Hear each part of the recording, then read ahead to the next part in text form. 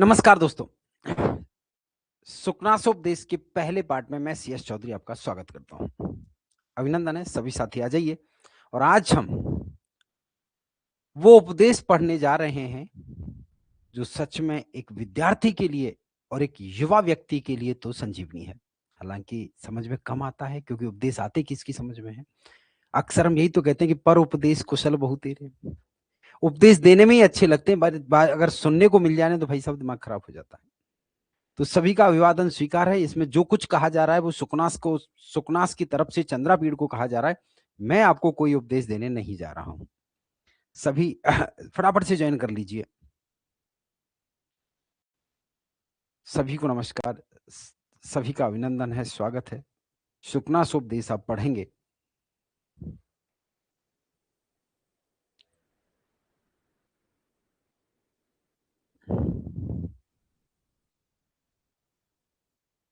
आ जाइए फटाफट से। पढ़ाई वढ़ाई ठीक ठाक चल रही है? सब अच्छा पढ़ रहे हो ना?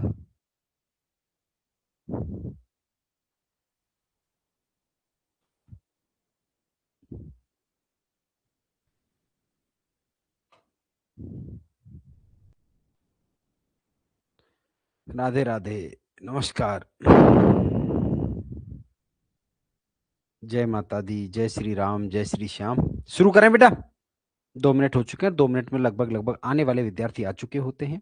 बाकी सब आते रहेंगे। मेरी कोई ग्रामर की क्लास शाम को या शायद की सुबह। नेहा जी, सारी चीजें ऐसे हो नहीं सकती ना। जिस चीज के लिए जिस समय टाइम मिल जाए वो उस समय पढ़ा लेनी चाहिए। अब मैं अभी उसको चेंज करूंगा, फिर कोई विद्यार्थी कहेगा नहीं नहीं नहीं साहब, वो सुबह लीजिए शाम को लीजिए। तो जो जैसा चल रहा है वो उसको वैसा चलने दीजिए। सभी को नमस्कार है। चलिए आइए सुकनासोपदेश को के इस पहले पार्ट को यहीं पर प्रारंभ करते हैं। पहला गद्यांश यहां से। जैसा कि आप सबको पता है कि कादंबरी का अगर आपने अवलोकन कर लिया है तो राजकुमार चंद्रापीठ जो है वो विद्या भवन से लौट करके आ जाते हैं। शिक्षा पूरी हो जाती है और लौट करके जब आते हैं तो उनके पिता के द्वारा उनको इंद्रायद अश्व दिया जाता है और माता के द्वारा पत्रलेखा नाम की एक दासी, जो कि कुलुतेश्वर की पुत्री थी, जिसको तारापीठ ने हराया था, उनकी पुत्री जो है वो यहाँ पर एक सेविका के रूप में थी। लेकिन जो रानी है, चंद्रापीठ की माँ है, उन्होंने उसको पुत्री की तरह ही रखा था। तो उसको तांबुल करंक वाहिनी जो होती है, तांबुल करंक वाहिनी का मतलब होता है सबसे करीबी जो सेविका होती है, जो पान की डिबिया लेकर के चलती है, उसको नियुक्त कर दिया जाता है पत्रलेखा को। तो वही पत्रलेखा। तो इससे पहले पत्रलेखा का वर्णन समाप्त होता है कि पत्रलेखा जो है उनकी सेवा आदि कर रही थी और इस तरीके से उनके दिन बड़े अच्छे गुजर रहे थे। जैसे आप लोग हैं, सबके दिन बड़े अच्छे गुजर रहे होते हैं। तो अब उसके बाद, क्योंकि सप्तमी से प्रारंभ किया है, तो कह रहे हैं कि एवं अतिक्रामत्सु केशुचित दिवसेषु। एवं का मतलब क्या होता है? इस प्रकार। इस प्रकार केशुचित यानी कि कुछ, दिवसेषु यानी कि दिनों के, अतिक्रामत्सु गुजर जाने पर, निकल जाने पर। भाव सप्तमी हो रही है कि नहीं हो रही है भाई? तीनों शब्दों में कौन सी सप्तमी हो रही है? भाव सप्तमी यहां पर हो जाती है कि इस प्रकार कुछ दिनों के निकल जाने पर। आगे जो कुछ घटित हुआ है, तो एक क्रिया के द्वारा जब दूसरी क्रिया को लक्षित किया जाता है तो वहां पर भाव सप्तमी हो जाया करती है। तो इस प्रकार यानी कि पत्र लेखा की सेवा के द्वारा कुछ दिन निकल जाने पर राजा कौन? तारापीठ। राजा चंद्रापीठ नहीं है, ध्यान रखना। राजा में प्रथमा और चंद्रापीठ में षष्ठी है, तो कहीं उल्टा पुल्टा कर जाओ। राजा कैसा राजा? चंद्रापीडस्य, चंद्रापीठ का युवराज्य अभिषेकम, युवराज पद पर अभिषेक। किस पर? चंद्रापीठ का युवराज पद पर अभिषेक, चिकीर्षु करने के इच्छुक। अब करने का इच्छुक जो है वो किसका विशेषण हो जाएगा? वो राजा तारापीठ का विशेषण है। कैसा तारापीड़? अपने पुत्र चंद्रापीड़ का युवराज पद पर अभिषेक करने का इच्छुक कौन? राजा तारापीड़ ने प्रतिहारान यानी कि पहरेदारों को या सेवकों को, उपकरण संभार, उपकरण समूह यानी आवश्यक सामग्री। किसकी आवश्यक सामग्री? अभिषेक की आवश्यक सामग्री। प्रतिहारान पहरेदारों को उपकरण संभार, आवश्यक सामग्री समूह, संभार यानी समूह, समूह को संग्रहणार्थम, संग्रह के लिए, किसके लिए? आवश्यक सामग्री समूह के संग्रहार्थम, किसके लिए भैया? संग्रह के लिए। अगर किताब हो तो खोल के बैठ जाना भाई। आवश्यक सामग्री के संग्रह के लिए आदेश दिया। तो यहां पर दो तीन चीजें बिल्कुल स्पष्ट समझनी है कि राजा तारापीड़ किसका अभिषेक करने का इच्छुक था? पुत्र चंद्रापीड़ का। राजा तारापीड़ चंद्रापीड़ का किस पद पर अभिषेक करने का इच्छुक था? युवराज पद पर अभिषेक करने का इच्छुक था। राजा तारापीड़ ने अभिषेक की आवश्यक सामग्री लाने के लिए किसको आदेश दिया? प्रतिहारान यानी पहरेदारों को आदेश दिया। किसको? पहरेदारों को आदेश दिया। यहां तक की बात समझ में आ गई कि इस प्रकार कुछ दिन गुजर जाने पर राजा तारापीड़ ने, कैसा राजा तारापीड़? चंद्रापीड़ का युवराज पद पर अभिषेक करने का जो इच्छुक राजा था, उसने अपने प्रतिहारान पहरेदारों को अभिषेक की आवश्यक सामग्री समूह के संग्रह का आदेश दिया। किसका? आवश्यक सामग्री के संग्रह करने का आदेश दिया। ये दो लाइन क्लियर हैं? आगे आइए। फिर कह रहे हैं कि सम उपस्थित यौवराज्य अभिषेकम, यानी जिसका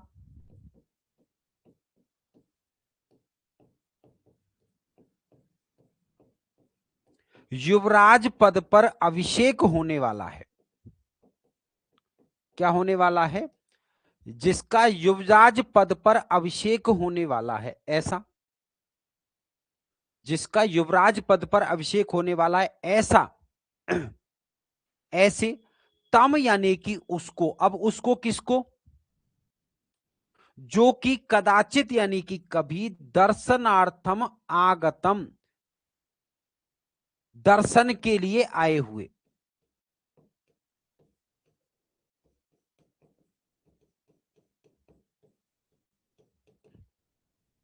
किसका?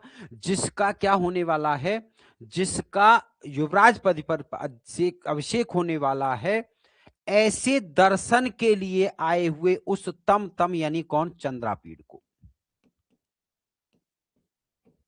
चंद्रापीड़ को। कैसा चंद्रापीड़? तो यहां मैं इसको स्पष्ट लिखे दे रहा हूं, आरूढ़ विनयम अपि, जो पहले से ही कैसा है? जो पहले से ही विनम्र है।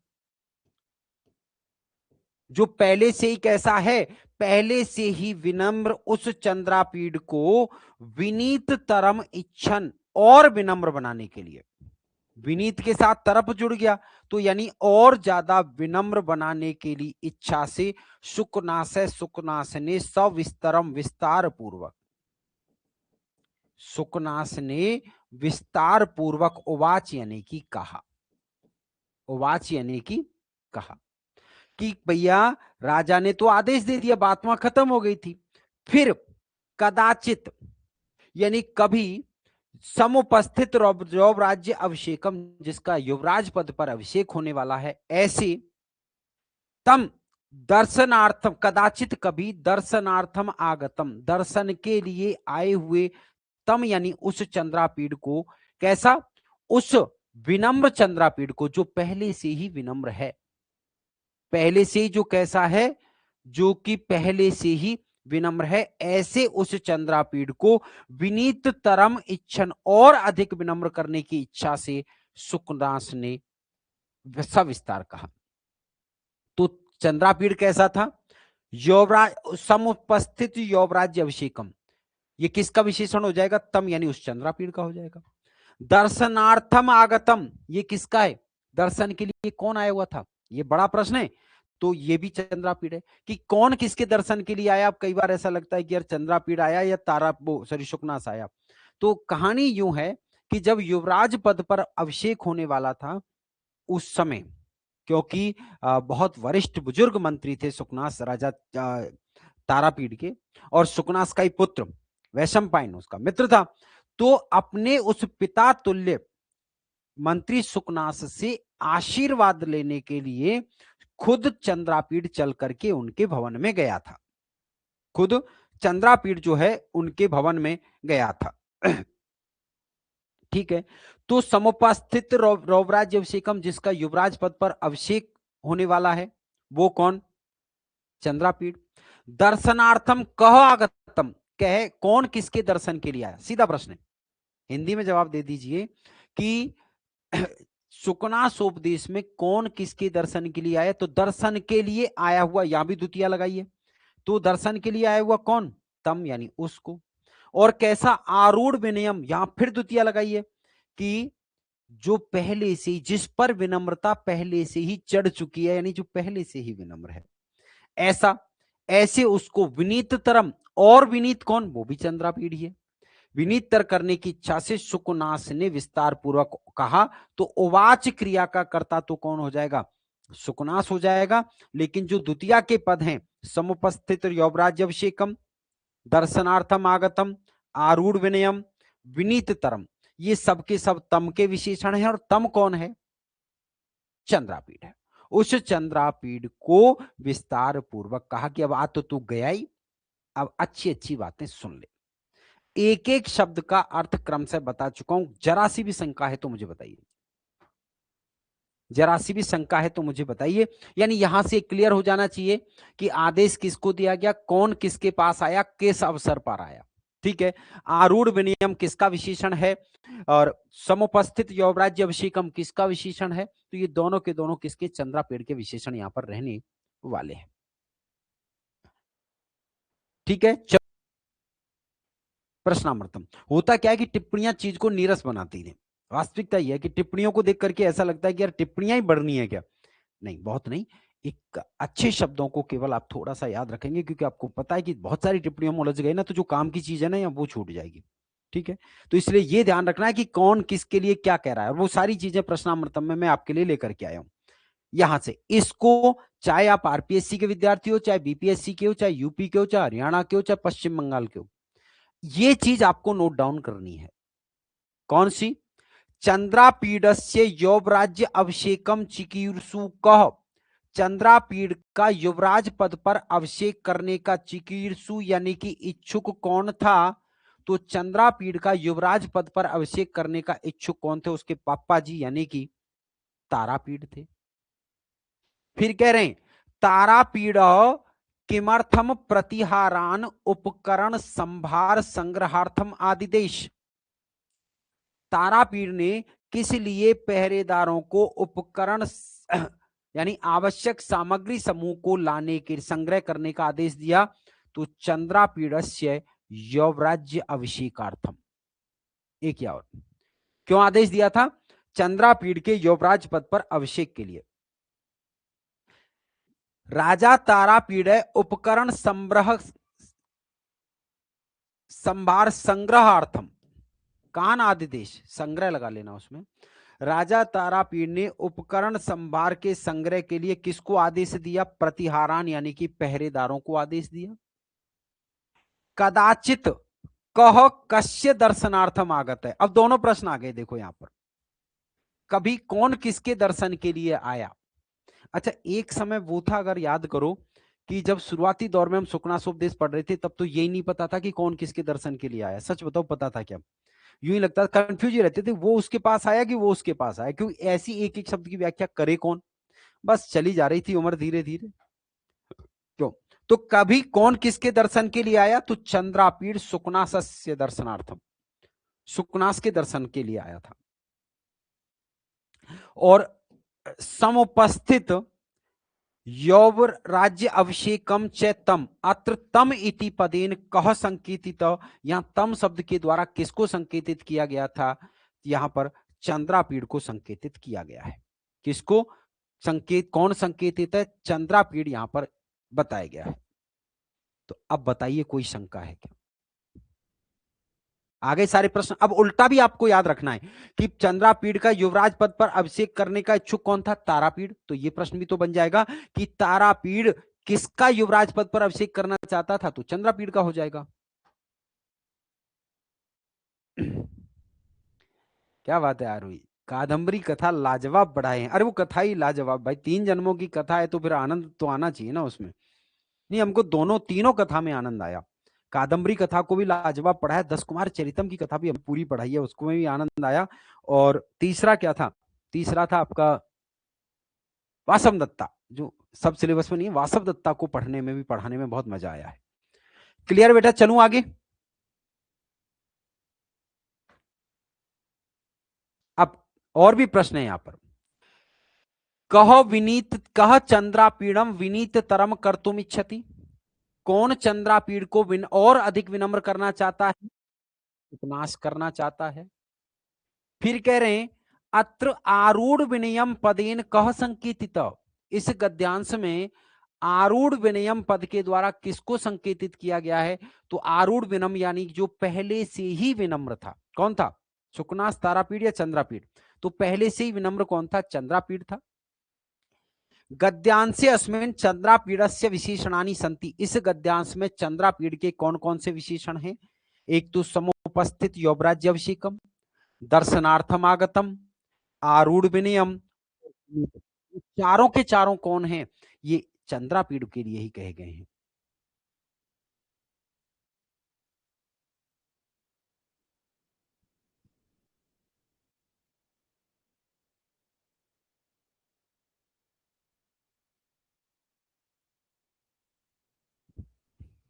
चलिए, एवं पदेन अभिप्रायो अस्ति, एवं समतिक्रामत्सु केषुचित् दिवसेषु, एवं से क्या है? पत्र लेखा की सेवा, यानी जो पिछला घटनाक्रम है उसको जोड़ा गया है। और अगर आपके पास बड़ी मोटी सी किताब आती है शेषराज शर्मा रेग्मी की, उसको पढ़ के देखना, बड़ी अच्छी तरीके से उन्होंने दिया हुआ है। तो पत्र लेखा की सेवा का आदिदेश रूप कहां बनता है?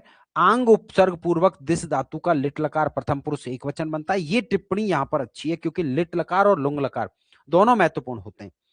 समतिक्रामत्सु केषुचित् दिवसेषु, यहां विभक्ति है भाव सप्तमी, और यस्य च भावेन भाव लक्षणम सूत्र से हो जाती है। किससे हो जाती है? यस्य च भावेन भाव लक्षणम सूत्र से यहां पर सप्तमी कर दी जाती है। अब इसके बाद तो बताओ ईमानदारी से क्या बचेगा? नहीं बचने देंगे। चलें, ठीक है, तो नोट डाउन कर लेना भैया। देखो मैं तो यही कहूंगा, प्रश्नामृत जो है वो पूरा की पूरा, फिर कह रहा हूं टिप्पणियों पर आरपीएससी वगैरह वाले, बीपीएससी और ये सब ध्यान नहीं दे, केवल यूपी टीजीटी वाले और एलटी वाले वही टिप्पणियों पर फोकस करें, क्योंकि उनको टिप्पणी, बाकी को नहीं। इसका पीडीएफ कहां मिलेगा? इसकी पीडीएफ आपके कोर्स में मिलेगा। तात चंद्रापीड़, हे तात चंद्रापीड़, यानी कि अब यहां पर विस्तार पूर्वक कौन कह रहे हैं? सुकनास कहते हैं। कौन कहते हैं? सुकनास कहते हैं कि हे पुत्र चंद। अब जैसे तात संबोधन होता है, कई बार बड़ों के लिए ज्यादातर प्रयोग में लाया जाता है, लेकिन यहां ये संबोधन किसके लिए? और ये पूछा हुआ प्रश्न है कि यह तात से के द्वारा किसको संबोधित किया गया है? तो तात के द्वारा किसको संबोधित किया गया? चंद्रापीड़ को। कि तात चंद्रापीड़, हे तात चंद्रापीड़, कैसा? विदित वेदितव्य अधीत सर्वशास्त्रस्य ते न अल्पम अपि उपदेष्टव्यम अस्ति। संधि विच्छेद करो। कह रहे हैं कि वेदितव्यस्य, विद धातु के साथ तब्यत प्रत्यय हो गया, यानी कि जानने योग्य को। कैसी बातें भैया? विदित वेदितव्यस्य, की जो जानने योग्य है, उस जानने योग्य को विदित यानी पहले से ही जानने वाले। अरे भैया तुम तो इतने बुद्धिमान हो कि जो जानने योग्य बातें हैं उनको तो तुम पहले से ही जानते हो। जो जानने योग्य हैं उनको तो तुम पहले से ही जानते हो कि वेदितव्यस्य विदित वेदितव्य, जो जानने योग्य बातों को जानने वाले। और अधीत सर्वशास्त्र, अधीत यानी पढ़ना, सर्वशास्त्रस्य यानी सभी शास्त्रों को पढ़ने वाले।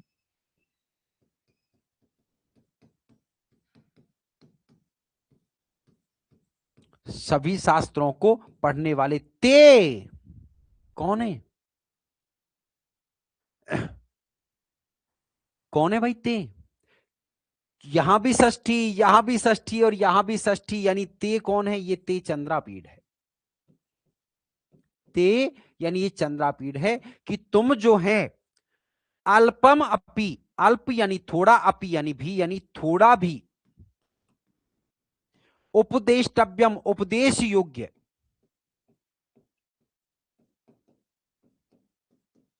नास्ति यानी कि नहीं हो। अरे भैया तुम्हें थोड़े से भी उपदेश की आवश्यकता न यानी कि नहीं है।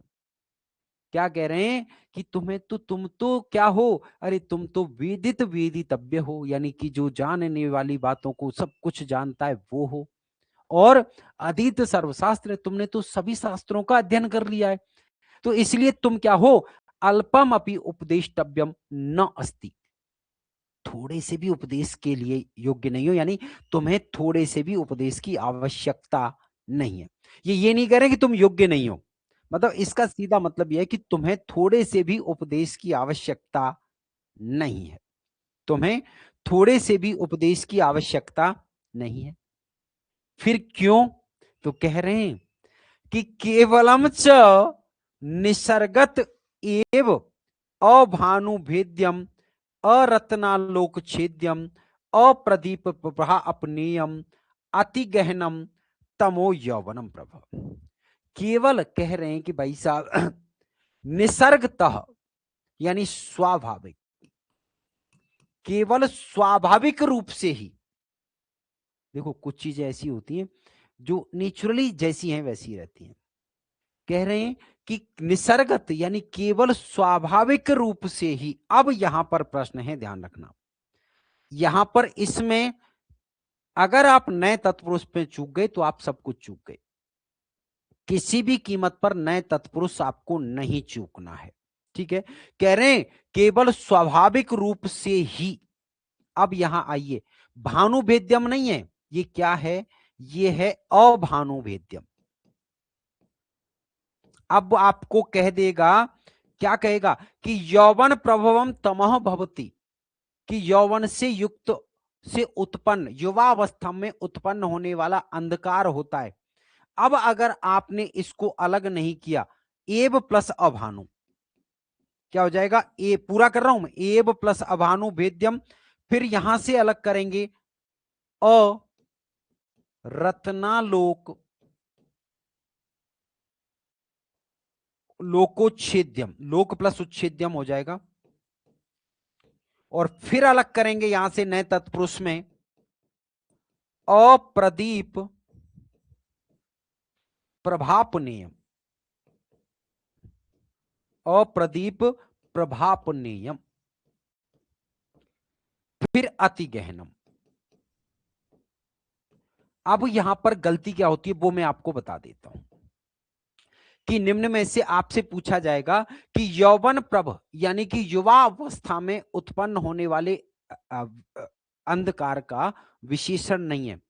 अब वो क्या करेगा आपको, अभानुभेद्यम तक तो ठीक है, अब वो क्या किया, उसने भानुभेद्यम दे दिया।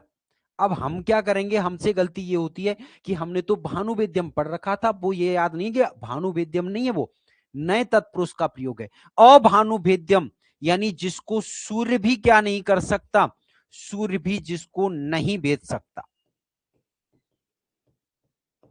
कैसा है कि भैया युवावस्था में होने वाला, युवा प्रभवम, युवावस्था में उत्पन्न होने वाला, ध्यान दीजिएगा, किसमें?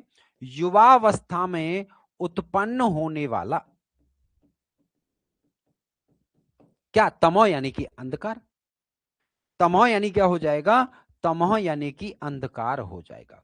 कह रहे हैं कि भैया युवा अवस्था में उत्पन्न होने वाला जो अंधकार है वो कैसा है, भानुभेद्यम नहीं, अभानुभेद्यम, यानी जिसको सूर्य भी नहीं भेद सकता। जिसको कौन नहीं भेद सकता, जिसको सूर्य के द्वारा भी नहीं भेदा जा सकता। भेद सकता है कि सूर्य, मुझे बताइए।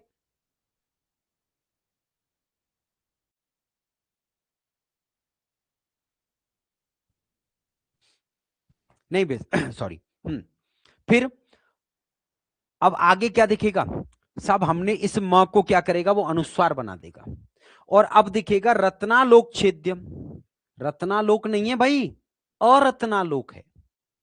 यानी कि रत्न यानी रत्नों के, नए तत्पुरुष हो रहा है, रत्नों के आलोक यानी प्रकाश से भी, प्रकाश भी क्या कर सकता है, न छेद्यम, यानी जिसको छेद नहीं सकता। क्या, रत्नों का प्रकाश भी जिसको छेद नहीं सकता, मणियों के प्रकाश से भी जिसको छेदा नहीं जा सकता। तो रत्नालोक छेद्यम नहीं है, अरत्नालोक छेद्यम है। रत्नों का प्रकाश भी जिसको छेद नहीं सकता। अब आगे फिर यहां जाएंगे तो वही मौ में अ मिला हुआ है, इसका मतलब ध्यान रखना है कि नए तत्पुरुष है। न तत्पुरुष है तो कह रहे हैं कि प्रदीप प्रभाप नियम, अप्रदीप प्रभाप नियम है। क्या रहेगा, अप्रदीप यानी कि दीपक की लौ,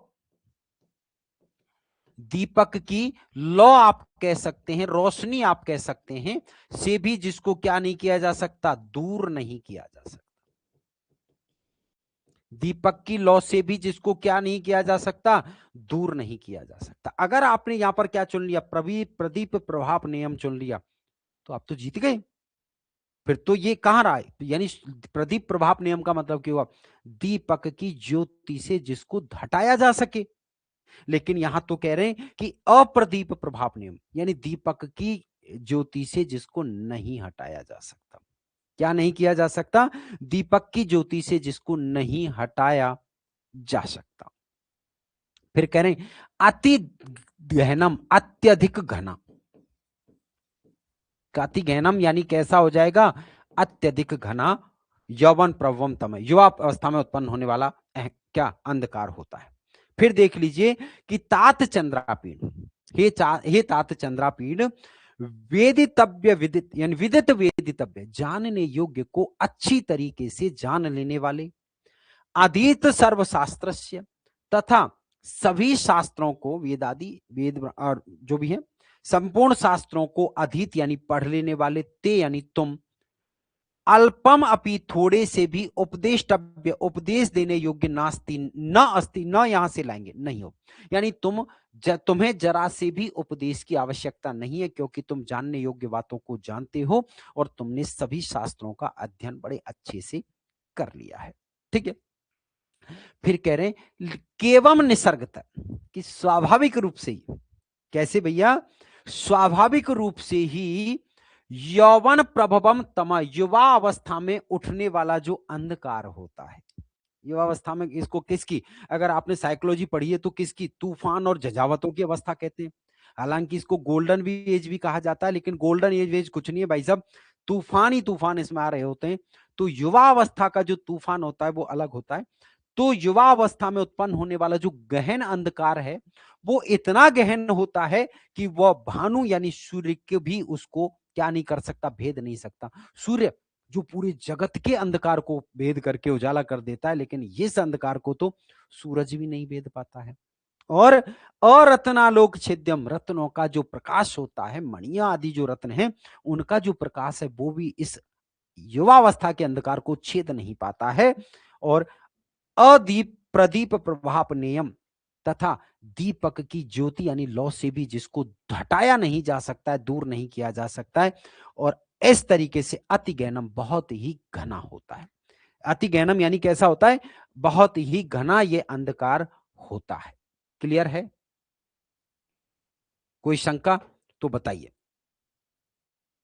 मुझे नहीं लगता कि यार अब आप ये गलती करने वाले हो कि अब भानुवेद्यम है कि भानुवेद्यम है, अरत्नालोकोच्छेद्यम है कि रत्नालोकच्छेद्यम है। अब आपको पता है कि नए तत्पुरुष का प्रयोग, और यही फंसा देगा वो, कुछ नहीं करेगा क्योंकि जिन विद्यार्थियों ने ये ध्यान नहीं दिया ना कि यहां म में से अ अलग करना है, उनको तो यही लग रहा है कि ऐसा ही लिख रहा है, ऐसा ही प्रथम।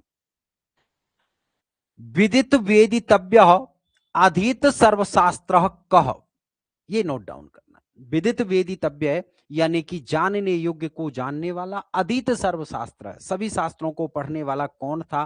तो सभी शास्त्रों को पढ़ने वाला चंद्रापीठ था। कौन था? चंद्रापीठ था। तात इति पदेन कह संबोधित,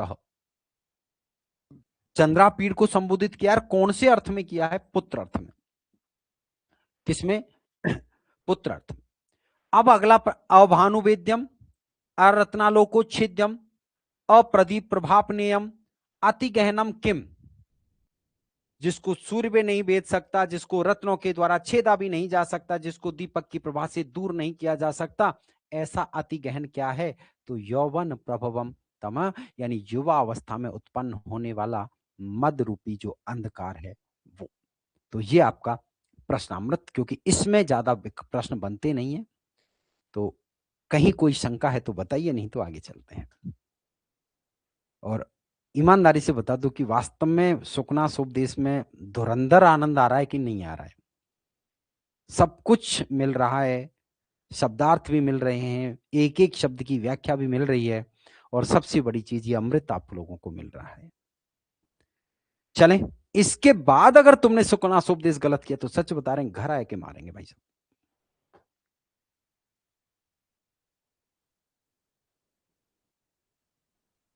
अब आगे बता रहे हैं, सुखनास कह रहे हैं कि भैया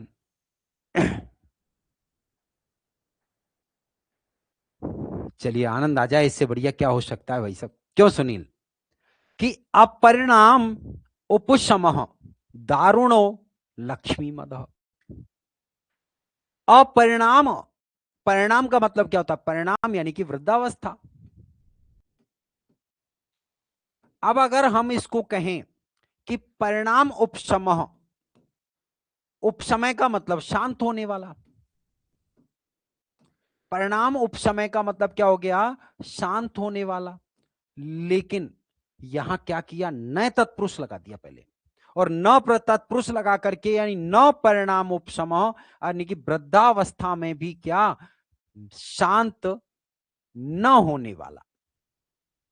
दारुण यानी कि भयंकर, कठिन, भयंकर बढ़िया शब्द है। लक्ष्मी मद है, लक्ष्मी का जो मद होता है वो कैसा होता है? लक्ष्मी का मद यानी कि अहंकार जो होता है वो वृद्धावस्था में भी शांत न होने वाला होता है। बुढ़ापा आ जाएगा लेकिन लक्ष्मी का अहंकार कभी नहीं जा सकता। क्यों भाई साहब? जेब में पैसा रहता है तो वैसी ही गर्मी रहती है, और भरपूर हो तो फिर गर्मी गर्मा गर्म हो जाती है। गलत करें क्या?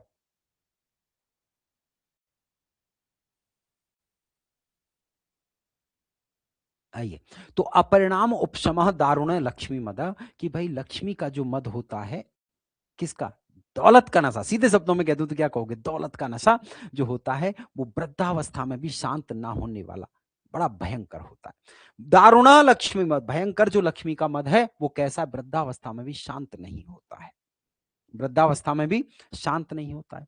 और फिर कहा कि ऐश्वर्य तिमिन अंधत्वम, ऐश्वर्य रूपी, ऐश्वर्य रूपी तिमिर, तिमिर यानी मोतियाबिंद, सीधा सीधे लिख रहा हूं भाई साहब मैं, ऐश्वर्य रूपी मोतियाबिंद से उत्पन्न क्या? अंधत्वम यानी कि अंधापन। कैसा अंधापन? एक तो अंधापन वो होता है भाई साहब जो कैटरेक्ट हो जाता है, मोतियाबिंद हो जाता है, रतौन जो, तो उसको तो क्या होता है? ऑपरेशन करके ठीक किया जा सकता है, रोशनी लौटाई जा सकती है। लेकिन कह रहे हैं कि ऐश्वर्य तिमिर अंधत्वम, कि ऐश्वर्य रूपी मोतियाबिंद से जो अंधापन उत्पन्न होता है, वो कौन सा अंधापन है? आंखें खुली है लेकिन दिख नहीं रहा है। क्यों? आंखें खुली हैं लेकिन दिख नहीं रहा है, क्योंकि आंखों में तो किसका? ऐश्वर्य का नशा छाया हुआ है, इसलिए वो अंधापन। तो ऐश्वर्य तिमिर अंधत्वम, ऐश्वर्य रूपी रतौंधी या मोतियाबिंद से उत्पन्न होने वाला जो अंधापन होता है वो कहता है कष्टम, बड़ा दुखदाई होता है। कष्टम बड़ा दुखदाई होता है। अब क्या करेंगे? अंजनवर्ती साध्यम या अनंजनवर्ती साध्यम? यहीं फंसेंगे। क्यों बेटा? यहीं फंसेंगे। अगर इसको अंजनवर्ती साध्यम कर गए तो फंस गए। अंजनवर्ती साध्यम का मतलब तो हुआ किसको, कि अंजन शलाका से जिसको दूर किया जा सकता है, लेकिन नए तत्पुरुष किया है और नए तत्पुरुष किया है तो इसको यहां से अलग किया है अनंजनवर्ती साध्यम। क्या रहेगा ये? कस्टम प्लस, मैं थोड़ा सा लिखूंगा आप समझ जाना, आप तार को चिट्ठी समझना। कस्टम प्लस अनंजन, ऐसे समझो आपको अनंजनवर्ती साध्यम, कि भैया अनंजनवर्ती। अब अंजनवर्ती साध्यम का मतलब क्या हो गया, कि अंजन शलाका से दूर किया जाने वाला। लेकिन अनंजनवर्ती साध्यम का मतलब क्या हुआ, कि भैया ये कैसा ऐश्वर्य रूपी जो अंधकार रतौंधी या मोतियाबिंद से हुआ अंधापन है, वो अनंजनवर्ती साध्यम अंजन शलाका से भी दूर न होने वाला है। कैसा है? अंजन शलाका से भी दूर ना होने वाला। अब कहां लिखें भाई साहब? अंजनवर्ती असाध्यम, यानी अंजन शलाका से दूर ना होने वाला।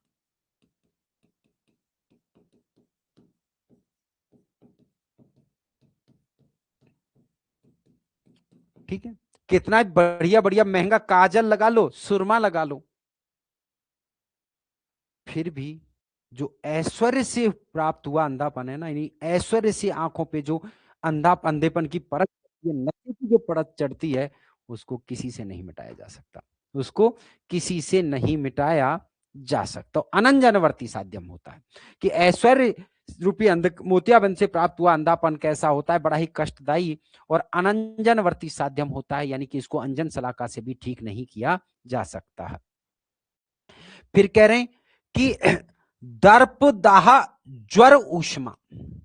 दर्प यानी कि घमंड, अहंकार की, अहंकार की दाह रूपी ज्वर यानी बुखार की जो ऊष्मा यानी तेज गर्मी। कैसा भैया? कि अहंकार, दर्प मतलब अहंकार ज्यादा ठीक है, घमंड ज्यादा ठीक है। अहंकार रूपी क्या है? तेज बुखार की ऊष्मा। तेज बुखार की ऊष्मा यानी कि गर्मी। आपको पता होगा कि बुखार चढ़ता है तो गर्मी लगती है, शरीर तप जाता है, लेकिन हम क्या करते हैं भाई साहब? हम भीगा हुआ कपड़ा लेते हैं, शरीर पे घुमाते हैं और धीरे धीरे शरीर का टेम्परेचर ठंडा हो जाता है। लेकिन कह रहे हैं तो शीतल उपचारों से ठंडा हो जाता है, बुखार चढ़ जाए। देखा होगा ना, घर में बच्चों पे करते हैं, बड़ों पे भी करते हैं।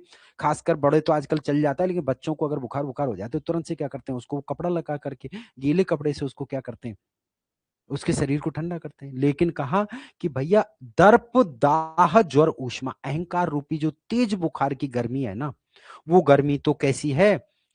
अशिशिर उपचार हार्य अति तीव्र, कि अत्यधिक तीव्र जो ऊष्मा है, तेज बुखार की अत्यधिक तेज जो ऊष्मा गर्मी है, वो कैसी है? अशिशिर उपचार हार्य, यानी शीतल उपचारों से भी दूर न होने वाली। शिशिर उपचार हार्य तो नहीं करेंगे। अगर आपने शिशिर उपचार हार्य कर दिया तो फंस गए, फिर तो हो गई, दूर हो गई ना। दूर तो करनी नहीं है, इसीलिए कहा अशिशिर उपचार हार्य, यानी शीतल उपचारों से भी दूर नहीं होती है। कैसी होती है? शीतल उपचारों से भी दूर न होने वाली है। कभी दूर नहीं होती भाई साहब। अशिशिर, शिशिर उपचार हारे नहीं, अशिशिर उपचार है जिसको शीतल उपचारों से भी दूर नहीं किया जा सकता है। और विषम यानी कि भयंकर, विषय विष आस्वाद मोह, विषय रूपी विष के आस्वाद से उत्पन्न हुई मूर्छा, यानी विषयों का भोग करने से जो मूर्छा आती है। एक मूर्छा तो वो होती है भाई साहब, जो आप बेहोश हो गए।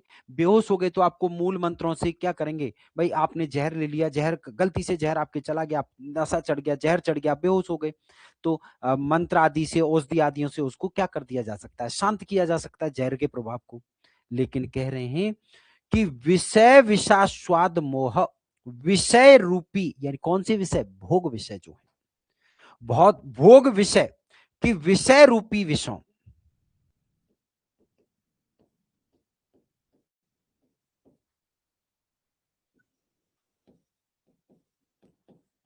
विषयों की आस्वाद यानी आसक्ति से उत्पन्न मूर्छा। विषय रूपी विषयों की आसक्ति से, क्या आसक्ति से उत्पन्न जो क्या होती है, मूर्छा होती है, वो विषमा बड़ी भयंकर होती है। कैसी होती है? भयंकर होती है। और सततम यानी कि निरंतर, अमूल मंत्र सम्य, क्या कि मूल मंत्रों से, यानी कि आप ये कह सकते हैं कि औषधि एवं मंत्र प्रयोग से शांत नहीं होने वाली होती है। शांत होने वाली नहीं, शांत नहीं होने वाली होती है। आपको विषयों को भोगने की जो क्या लग गई, आदत लग गई। अरे भाई साहब, धन दौलत आती चली जा रही है, विषयों का आस्वादन करते चले जा रहे हैं, और आस्वादन करते चले जा रहे हैं, तो आप पर क्या हुआ, उनका नशा चढ़ गया। तो विषयों के, विषय रूपी विषयों के आस्वाद यानी चखने से या आसक्ति से उत्पन्न हुआ जो मोह यानी कि मूर्छा है, वो विषम यानी बड़ी भयंकर होती है, वो बड़ी भयंकर होती है। और सततम अमूल मंत्र सम्यक, और हमेशा मूल मंत्रों से यानी औषधि मंत्र आदि के द्वारा भी उसको शांत नहीं किया जा सकता है। थैंक यू बेटा।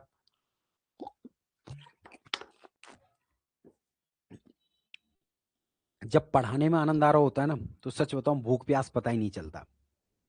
मुझे खुद याद नहीं था कि पानी पीना है। थैंक यू सो मच बेटा।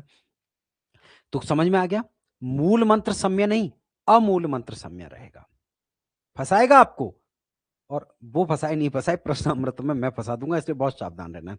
तो अमूल मंत्र सम्य यहां पर हो जाएगा। क्या रहेगा?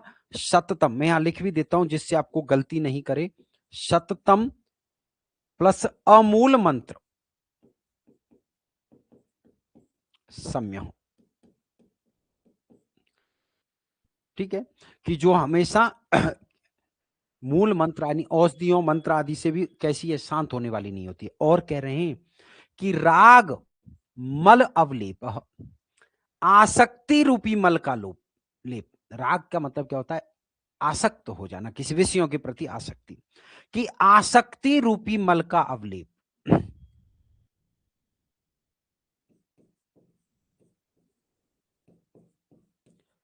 आसक्ति रूपी मल का जो लेप होता है वो कैसा होता है? नित्यम अस्नान शौच बाध्य। अगर इसको हम करेंगे तो क्या हो जाएगा? नित्यम अस्नान शौच बाध्य। अब यही गलती आप लोग करोगे, नहीं तो इससे बच गए ना, तो आपका बाल भी मां का नहीं हो सकता। आपको सिर्फ क्या ध्यान रखना है कि कहा क्या जा रहा है।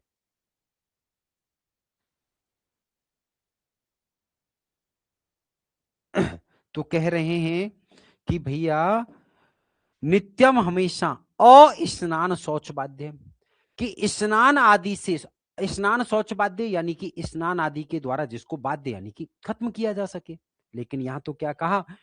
अस्नान शौच बाध्य, यानी स्नान आदि के द्वारा भी जिसको हटाया नहीं जा सकता। भाई साहब, आपके शरीर पे मैल चढ़ गया, क्या चढ़ गया? आपके शरीर पे मैल चढ़ गया, बढ़िया साबुन लाओगे, डिटॉल साबुन लगाओगे, लाइफ बॉय लाओगे, संतूर लाओगे, सिंथॉल लाओगे, पियर्स लाओगे, और घिस घिस के उसको छुड़ाओगे, कुछ नहीं होगी। तो हमारी माता जी वाली वो कत्तल यानी पत्थरिया लाओगे, पत्थर का टुकड़ा, और फिर भाई साहब जो पकड़ के वो यूं घिसती है ना, तो आपकी चमड़ी उधड़ जाए लेकिन आपके शरीर पे मैल नहीं रहने देती हैं। आज भी हमारी माता जी ऐसे ही घिसती हैं। तो उससे क्या करेंगे? उस मगला लेप को भला देंगे। तो इसलिए नित्यम स्नान शौच बाध्य, लेकिन कह रहे हैं कि उसको तो हटाया जा सकता है। लेकिन राग मलाब लेप, यहां पर एक शब्द छूटा हुआ है, बलवान, उसको आप ले लेना। थैंक यू बेटा। बीच में से एक शब्द छूटा गया है कि आसक्ति, आसक्ति रूपी जो मल का लेप है वह बलवान यानी बड़ा ही मजबूत होता है, बड़ा ही बलवान होता है। और नित्यम अस्नान शौच बाध्य, तथा हमेशा स्नान आदि से द्वारा भी उसको क्या हटाया नहीं जा सकता है, वो आपके फेविकॉल के जोड़ से भी ज्यादा चिपक जाता है। तो ऐसा यहां पर कहा है, किसने? शुकनास ने। फिर बता रहे हैं, देखिएगा कि लक्ष्मी मद दारुण, लक्ष्मी पद का मद जो होता है वो स्वाभाविक रूप से ही भयंकर होता है और अपरिणाम उपशमय वृद्धावस्था में जाकर के भी इसका मद अहंकार कभी खत्म नहीं होता है। क्लियर है?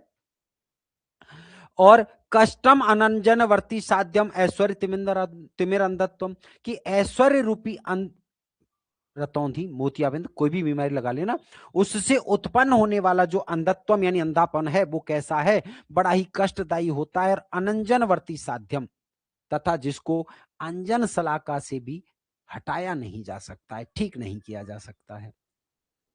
और दर्प कह रहे हैं कि दर्प दाह ज्वर उष्मा अति तीव्र, कि अहंकार रूपी तेज बुखार की जो ऊष्मा होती है वो अति तीव्र यानी बहुत तेज होती है, इतनी तेज होती है कि उसको शीतल उपचारों के द्वारा भी हटाया नहीं जा सकता, ठंडा नहीं किया जा सकता। बुखार आदि आ जाए तो कपड़ा ठंडा रख लेते हैं, बरस कुछ नहीं तो बर्फ शरीर पे घुमा देंगे, उसको ठंडा कर देंगे, लेकिन इसको ठंडा नहीं किया जा सकता, इसको ठंडा नहीं किया जा सकता। फिर कह रहे हैं कि विषय विष आस्वाद मोह है, विषय रूपी विषयों के आस्वाद यानी भोगने से उत्पन्न मूर्छा। भाई आप विषयों का भोग करोगे तो कहते हैं ना कि शेर के मुंह को मांस लग जाए, तो अब भोगने की आदत लग गई, उसका स्वाद पता चल गया तो फिर क्या करेंगे, ढूंढ ढूंढ के खाएंगे। तो वही चीज होता है कि विषयों को भोगने का जो स्वाद है से उत्पन्न जो मूर्छा है वो कैसी होती है, बड़ी भयंकर होती है। तथा अमूल मंत्र सम्यो सततम, तथा हमेशा मंत्र औषधि आदि से भी उसको शांत नहीं किया जा सकता है। ठीक है। और अंत में कह रहे हैं कि राग मलाब लेपा, राग यानी आसक्ति, आसंग आसक्ति की रूपी मल का जो लेप है वो बलवान यानी बड़ा ही मजबूत होता है। और नित्यम हमेशा अस्नान शौच बाध्य, तथा वह स्नान आदि के द्वारा भी उसको खत्म नहीं किया जा सकता है, स्नान आदि के द्वारा भी उसको समाप्त नहीं किया जा सकता है। कोई शंका है तो बताइए, नहीं तो आगे चलते हैं, फटाफट से बता दीजिए, है कोई शंका?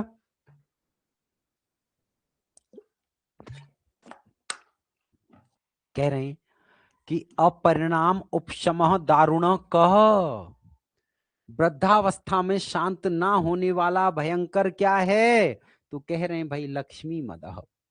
या फिर उल्टा प्रश्न बनाएंगे तो क्या बनेगा बेटा कि लक्ष्मी मदह कीदृशः अपरिणाम उपशमः दारुणः, उल्टा सीधा कैसे बना दो। फिर कह रहे हैं ऐश्वर्य तिमिर अंधत्वम कीदृशम भवति, ऐश्वर्य रूपी जो तिमिर है उससे होने वाला अंधत्व कैसा होता है, तो ध्यान रखना अंजनवर्ती साध्यम नहीं है, अनंजनवर्ती साध्यम रहेगा। क्या रहेगा बेटा, अनंजनवर्ती साध्यम और कष्टम, कष्टदायी।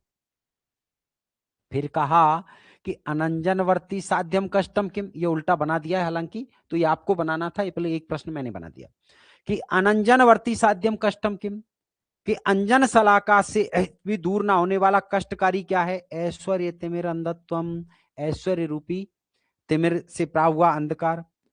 अशिशिर उपचार हार्य अति तीव्र कह, शीतल उपचारों से भी दूर ना होने वाला अत्यधिक तेज क्या होती है, तो कह रहे हैं कि दर्प दाह ज्वरोष्मा, अहंकार रूपी बुखार की, अहंकार रूपी गर्मी की, गर्म बुखार की उष्मा।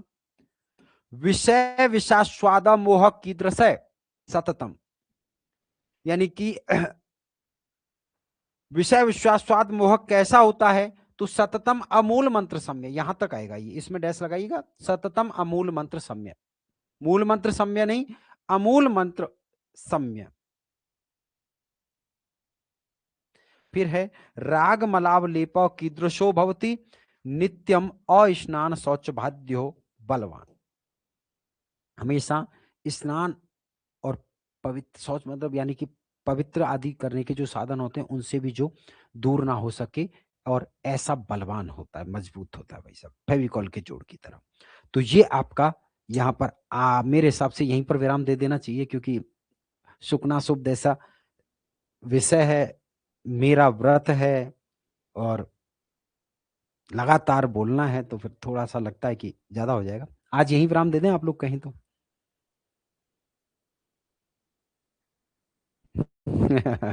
नहीं, आयोग चाहता था कि मैं ऐसा पढ़ा दूं तब आएगा। चलिए कोई शंका है तो फटाफट से ले आइए, नहीं फिर समाप्त करते हैं क्लास को और आगे बढ़ाएंगे कल इसको। आज तो यहीं विराम दे देते हैं। क्लियर है? प्रश्नामृतम को नोट कर लेना। ठीक है, अब वो नोट करना है नहीं करना है, आप उसको कैसे वन लाइनर बनाओगे वो आपके ऊपर डिपेंड है। मैंने अपना काम यहाँ पर कर दिया है, आपको चीजें उपलब्ध करा करके अब आपको याद करनी पड़ेंगी। बिल्कुल।